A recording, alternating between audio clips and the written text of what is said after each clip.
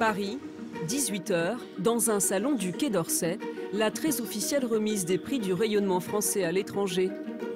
Pour remettre la récompense dans la catégorie gastronomie, Guillaume Gomez, le chef des cuisines de l'Élysée, a quitté un instant ses fourneaux. Et c'est la baguette tradition qui est choisie comme emblème tricolore. J'ai la chance d'être parrain des festivals à travers le monde, de la gastronomie française. Et partout où on va, on nous parle de la baguette, de la French baguette. Vous savez comment on dit baguette en Corée? Baguette. Hein. Guillaume Gomez est à l'aise aussi bien en cuisine que sous les projecteurs en compagnie de personnalités comme l'astronaute Thomas Pesquet. Super, merci. Merci. Vous avez déjà goûté la cuisine de Guillaume? Non, mais pas encore. Je suis prêt à me faire inviter. Bon, bah, on lance l'invitation, on en parle rapidement. D'accord. À très vite. Encore quelques minutes à se plier au jeu des interviews avant de regagner sa cuisine, à quelques rues de là, au palais de l'Élysée. À moins d'être invité par le président de la République, vous avez peu de chances de goûter la cuisine de Guillaume Gomez. Plus jeune meilleur ouvrier de France de l'histoire, 20 ans de carrière à l'Élysée, dont 5 comme chef. Il nous a ouvert les portes de ses cuisines et raconté son quotidien, de chef pas comme les autres. De la préparation d'un déjeuner de travail. Le plat sera fait à la française pour que ce soit un petit peu plus rapide. Et puis pour ne pas déranger le président et le Premier ministre pendant qu'ils sont en train de déjeuner et de travailler. En passant par l'organisation d'une réception dans les dorures du palais. Ça génère du stress, ce genre d'événement? Ouais, toujours du bon stress. C'est ce qui nous fait avancer. À 40 ans, star de la planète gastronomie. Now, with the book, you are the president. Influenceur incontesté sur les réseaux sociaux, mais aussi ambassadeur infatigable de la cuisine française. Allez! Le chef met volontiers son image à profit pour défendre les causes qui lui tiennent à cœur. Portrait de Guillaume Gomez, l'autre chef de l'Élysée. C'est d'un pas décidé que Guillaume arrive dans l'un des salons privés du palais. Sous le bras, les menus de la semaine qu'il va soumettre à celle qu'on appelle ici Madame, Brigitte Macron. Mais pas moyen d'en savoir plus sur les préférences du couple présidentiel. On a eu l'expérience avec Jacques Chirac qui avait dit qu'il adorait la tête de veau, on lui en servait partout. Donc ça a servi de leçon, on ne parle plus des goûts des présidents. Et en tout cas, si quelqu'un doit vous parler des goûts des présidents, c'est pas moi. Pas d'indiscrétion sur le péché mignon du président de la République. Seule information officielle, Brigitte Macron se montre très soucieuse de l'équilibre alimentaire. Madame tient justement à ce qu'on consomme énormément de fruits et légumes par jour. Donc oui, on fait attention et c'est pour ça qu'on échange justement sur le menu en fonction de ce que Madame va choisir pour adapter le menu avec les garnitures, avec les légumes, pour que ça reste équilibré. La première dame, d'habitude ponctuelle, a un peu de retard. Le chef va devoir prendre son mal en patience. Vous n'essayez pas pour attendre Guillaume? Non, ça fait au moins 15 kilos que je ne me sied plus. 25 minutes plus tard. Bonjour dame, vous allez bien? Désolée, je suis un petit peu en retard. Il n'y a pas de problème, merci de me recevoir. C'est de votre faute parce que le déjeuner était tellement bon qu'on a pris notre temps à table. Merci beaucoup. Madame. Merci beaucoup pour ce midi. Merci beaucoup. On Pardon. part. Bonjour Nemo. Comme pour un secret d'État, notre caméra n'est pas conviée. L'échange est bref. Après 5 minutes, Guillaume ressort avec les instructions pour la semaine. Alors, Guillaume? Vous voulez voir? Saucisse de Toulouse, lentilles mijotées, salade de fruits. C'est pas la seule qui l'a emporté, c'est la saucisse. Non, non, la saucisse, c'est très bon. C'est des plats d'hiver, c'est maintenant qu'il faut en manger. Donc, soupe de légumes le soir avec croque-monsieur salade verte et carpaccio de fruits. Donc, vous voyez, quelque chose quand même d'équilibré, des crudités, des fruits. Il n'y a plus qu'à. Midi, la brigade s'affaire. Comme dans un restaurant étoilé, ils sont une vingtaine à se relayer pour nourrir 150 personnes. Des secrétaires, conseillers, officiers de sécurité qui mangent chaque jour au palais. Tout est fait maison ici, dans les 500 mètres carrés en sous-sol alloués à la cuisine. Un endroit où les batteries de casseroles en cuivre accrochées depuis 1845 servent au quotidien. Truc pour l'arroser, Phoebe. Guillaume supervise en personne le repas du président de la République. Au menu, du coquelet. Le président va manger ça. Alors là, ce sont les cuisses qu'on a levées, qu'on a mis avec en petite croûte de cacahuètes.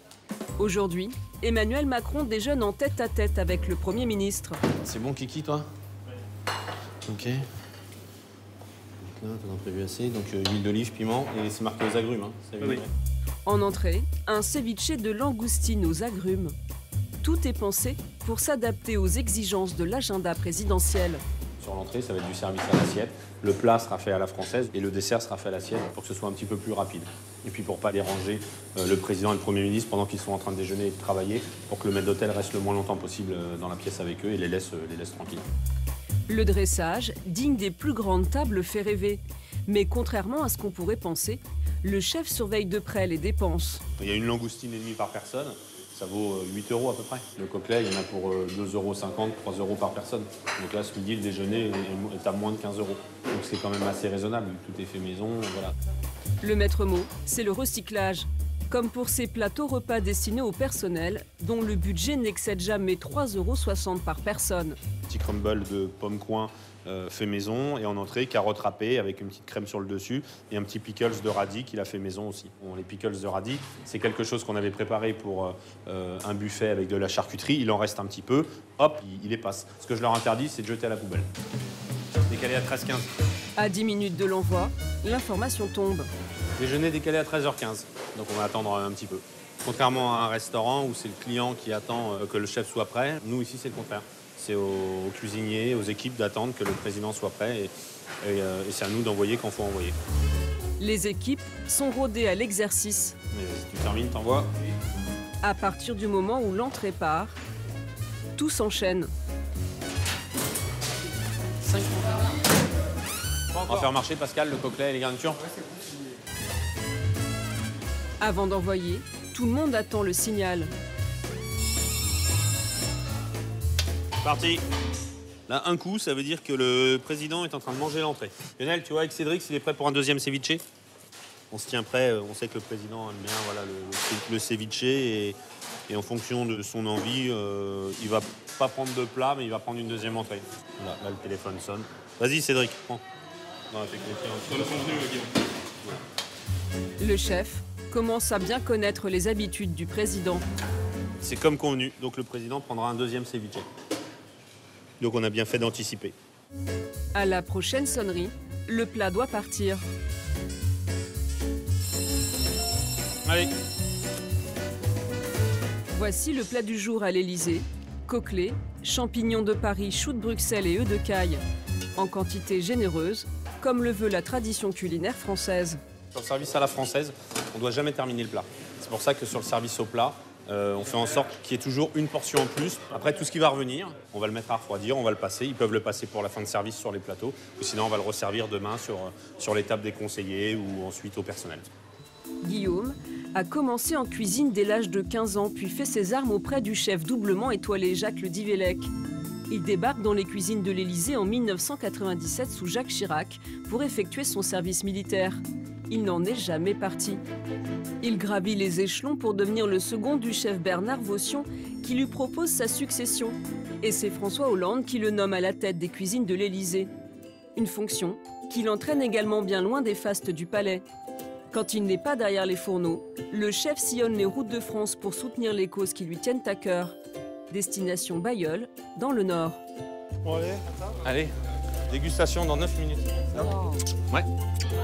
Aux côtés de professionnels réputés et de meilleurs ouvriers de France, Guillaume vient présider le jury de l'Assiette Gourmande, un concours réservé aux cuisiniers porteurs de handicap. 14 concurrents présentent chacun une assiette. Voilà, c'est parti. Notée par les jurés avec la plus grande impartialité. À mon avis, il y a un problème. C'est relevé, ça. La présence du chef de l'Élysée, c'est un sacré coup de projecteur pour ce concours culinaire méconnu. Et malgré son agenda surchargé, Guillaume honore chaque année le rendez-vous. Je suis issu d'une famille, mes parents travaillaient 7 jours sur 7. J'ai toujours vu le travail et ça fait partie de ma vie. C'est-à-dire qu'aujourd'hui, on ne me force pas à être ici, on ne me force pas à travailler, on ne me force pas à aller par Monts et par Vaux pour les associations, pour les concours de cuisine. C'est chaleureux, c'est convivial, il y a des travailleurs porteurs de handicap, ça me tient vraiment à cœur d'être ici. Après 5 heures de dégustation, les jurés se sont mis d'accord sur les meilleures assiettes. Et comme dans tous les concours, il faut maintenant annoncer les résultats aux candidats, au comble du stress. Sans plus attendre, on va appeler donc les lauréats. Alors, le Clos des Roses de Sahure en Seine-Maritime. L'émotion est au rendez-vous. En plus de recevoir un prix du chef Gomez en personne, les 3 premiers seront reçus à l'Élysée par le président de la République. Retour à Paris, au 55 rue du Faubourg Saint-Honoré. Privilège accordé au chef, il entre par la cour d'honneur. Guillaume est bien souvent le premier arrivé à l'Élysée. Une journée marathon l'attend aujourd'hui. À l'étage, la prestigieuse salle des fêtes se pare déjà de ses plus beaux atours. Un déjeuner hors du commun se prépare. Guillaume est aux commandes. Il va les chercher, c'est maintenant. Ils arrivent? Allez, rapide. Pour célébrer le concours des Bocuse d'Or, le président de la République reçoit pour la première fois pas moins de 180 chefs étoilés. Donc on a 6 plats à servir dans un temps de entre 40 et 55 minutes si tout va bien. On y retourne. Chef, ça génère du stress ce genre d'événement? Toujours du bon stress. C'est ce qui nous fait avancer. Pour l'occasion, Guillaume prête ses fourneaux à 5 chefs réputés et leur brigade. Ah ouais, moi j'ai qu'une vitesse, c'est le galop. Qu'il faut briefer en un temps record. Vous lui donnez les plats pour mettre les brioches tartinées, un plat pour mettre les copeaux de truffes, un plat pour mettre les copeaux de parmesan. Tout à fait. D'accord? Dominique, c'est bon, t'as tout ce qu'il te faut? Un tablier? Bien sûr. Parmi les têtes d'affiche, Dominique Crène, installée à San Francisco, est récemment élue meilleure femme chef du monde. Le chef va m'habiller. Ça, c'est... Voilà. Oh, ça, c'est... Voilà. Oh, merci. Ah, vous faites vraiment tout, chef. Savoir tout faire. Pouvoir cuisiner dans les cuisines de l'Élysée et rencontrer le président de la République et travailler avec Guillaume. C'est ça l'honneur. L'obsession de Guillaume, Fini? Everything is under control? respecter le timing présidentiel. Sur le papier, tu préviens début de la photo, début du premier discours, début du deuxième discours. Et là, on envoie. Et là, on envoie. Il se trouve qu'en plus du déjeuner, le président part derrière sur un sommet. Donc, on a un impératif, nous, c'est que le déjeuner soit terminé, vous voyez, à 14h15. On a 50 minutes. Ça marche? À tout à l'heure. Il est midi. La cuisine a trouvé son rythme de croisière. Les plus grands cuisiniers de France arrivent au palais. L'heure pour Guillaume de passer aux relations publiques et de s'offrir une photo souvenir avec 2 des plus grands cuisiniers au monde. Attends, tu m'en fais une juste avec Joël Robuchon et Alain Ducasse? Voilà, merci messieurs. Monsieur, oui, pardon. Tony à celle-là de photo, hein? Bah écoutez, regardez, quand vous avez la chance d'avoir chez vous Alain Ducasse, Joël Robuchon, voilà, en l'honneur de Paul Bocuse, ce repas, si on peut faire cette petite photo. Joël le sait parce qu'on en a déjà échangé. Quand j'étais gamin, j'allais à la sortie de son restaurant voir si je pouvais le voir l'après-midi, si j'arrivais à le croiser. Alain Ducasse était dans le sud, c'était un peu loin pour moi, mais voilà, donc aujourd'hui, on a la chance de se connaître et de se côtoyer. Et, voilà. En place sur la photo! En place sur la photo! Avec plus ou moins de discipline, les chefs finissent par se mettre en place pour la photo de famille. Rejoint par Emmanuel et Brigitte Macron, et Nemo, le chien le plus célèbre de France. Grand chef ou pas, tous veulent leur photo du couple présidentiel. Michel, prendre un peu les Vous êtes ici, madame, entre le président et M. Génon. Décalez-vous un petit peu. Voilà.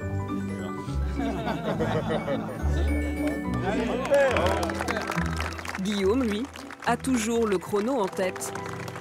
Monsieur le président, il faudra se diriger à table parce que vous avez un agenda très pressé. On nous a demandé de... Parce que sinon, ils vont tous faire des photos avec vous. Allez, à table. C'est Guillaume qui supervise. Monsieur le président. Pas de réception à l'Élysée sans discours. Et quelques mots du président à l'attention de Guillaume. Guillaume Gomez, parmi vous, porte ces couleurs qui, à chaque dîner d'État, permet justement de faire rayonner ici la cuisine et les talents français. Le déjeuner ne coûte pas un sou aux contribuables, entièrement financé par les sponsors du Bocuse d'Or. Côté service, le tempo présidentiel est respecté. Guillaume a relevé le défi du jour.